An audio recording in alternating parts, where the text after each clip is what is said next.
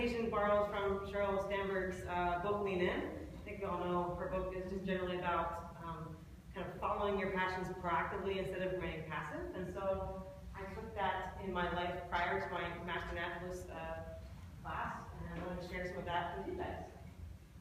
So first, it's important to know that 75% of all animal species are insects. So even though it's really fun to look at mammals and birds, and that's kind of how I got started in liking nature, there's so much more to be seen if you can dive down in and look at some of the nearly 100,000 insects that we have in North America. I mean, it's an incredible amount of diversity, but some of them are really small, and you have to look for them. So there's a lot of diversity to be discovered if you look for it, and I will show you some of that now. So the way I got interested in insects is not through native plants and not necessarily through birds or anything, but rather through my husband, who really wanted a garden. He loved to cook. I'm not a big cook, but he likes to cook. All right, we'll try to have a garden, but unfortunately, this is our backyard.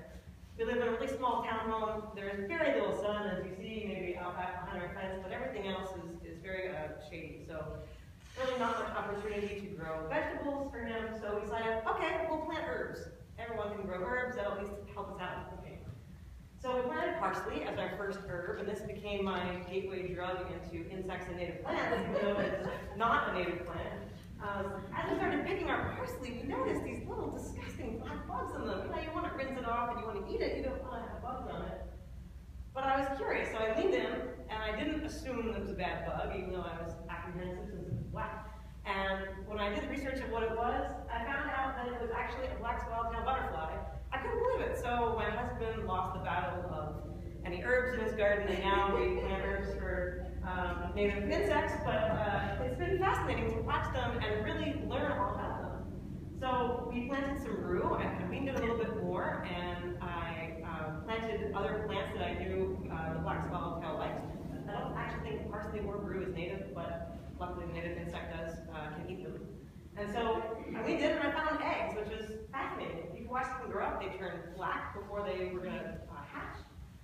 We found little caterpillars everywhere. They're tiny, tiny little minute things.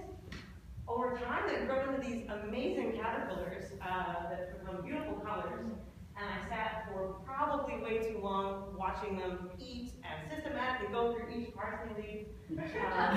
Really, your neighbors think you're totally insane when you sit on your back porch and look at plants all day. But this is sadly ends up what I end up doing, because there's so many neat things, even in small areas. And so we bought nets that we could raise them in, so we got to watch them transform from a caterpillar into a chrysalis, and then it's fascinating to watch as they get near the end of their chrysalis life.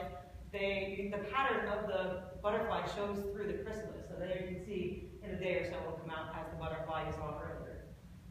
Really, really fun stuff if you just lean in and start really getting to see